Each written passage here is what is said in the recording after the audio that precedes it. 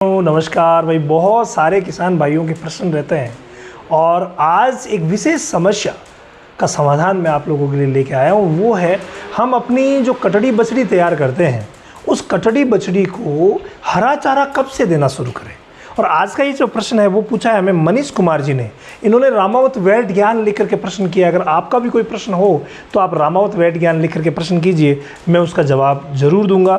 ये कह रहे हैं रामावत वैट ज्ञान सर, बछड़ी को हरा चारा खिला सकते हैं क्या? यानी बछड़ी को हरा चारा खिला सकते हैं क्या?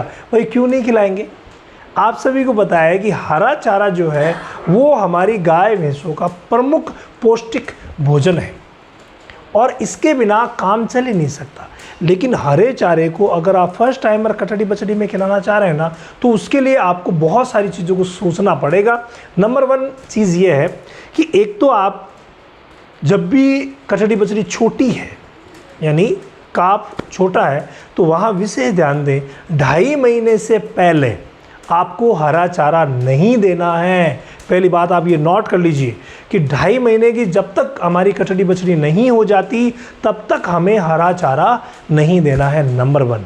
नंबर 2 बात है कि जब भी आप हरा चारा दें, अकेला हरा चारा ना दें, यानी उसे सूखा चारा भी दीजिए और हरा चारा भी दीजिए। प्रतिदिन में दोपहर में हरा चारा देना बेस्ट रहता है।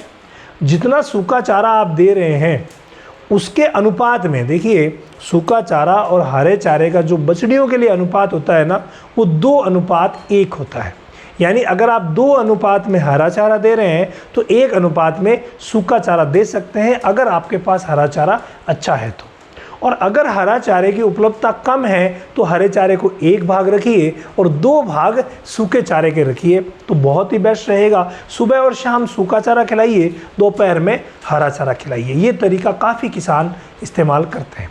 लेकिन एक विशेष तरीका है जो बछड़ियों को मोटा तगड़ा भी कर देगा और हरे चारे का जो कंजप्शन है वो शानदार कर देगा, और वो है हरा चारा और सूखे चारे को कुतरन कीजिए और कुतर करके दोनों को साथ मिला के खिलाइए। बहुत ही बढ़िया रहता है अगर आप ये खिलाते हैं तो। चाव से खाती भी है और ग्रोथ भी अच्छी होती है। अब चौथी और महत्वपूर्ण बात यह है कि आप अगर TMR बना करके बछड़ियों को भी देते हैं ना तो बहुत अच्छा रहता है। TMR मतलब टोटल मिक्स राशन।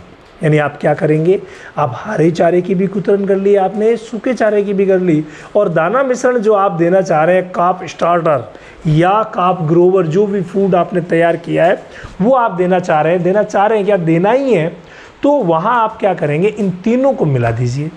यानी कि काप स्टार्टर या काप ग्रोवर फूड, हीपर वाला जो फूड आता है वो, और या आप घर पे बनाया हुआ फूड जो है खाना दाना मिश्रण, वो हरा चारा और सूखा चारा तीनों को मिक्स कीजिए और सुबह के समय जितनी मात्रा देना चाहते हैं उतनी दीजिए, शाम के समय जितनी मात्रा देना चाहते हैं उतनी दीजिए, और अगर दिन में 3 टाइम दे सकें तो भाई गजब का रिजल्ट मिलने वाला है। तो हरे चारे का इस्तेमाल आप कटड़ी बछड़ियों में इस तरीके से करें ताकि वो मोटी तगड़ी हो जाए और शरीर को बैलेंस्ड रख सके, किसी भी विटामिन मिनरल की कमी उसके शरीर में ना हो।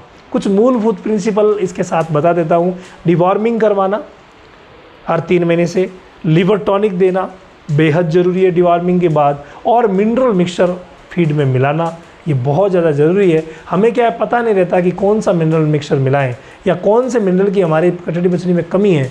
तो आप जो कोम्बो पैक आता है मिल्को फीड प्लेटिनम, उसको आप 10 से 20 ग्राम कटड़ी बछड़ियों को देते रहिए, फिर देखिए कमाल, वो बहुत ही मोटी तगड़ी भी हो जाएगी और किसी तरीके की कोई प्रॉब्लम नहीं रहेगी। तो इस तरीके से हरे चारे का इस्तेमाल करें। इसके अलावा अगर आपने अभी तक डेयरी फार्मिंग की ट्रेनिंग नहीं ली है ना, तो एक बार आप रामावत एनिमल ऐप पर आइए।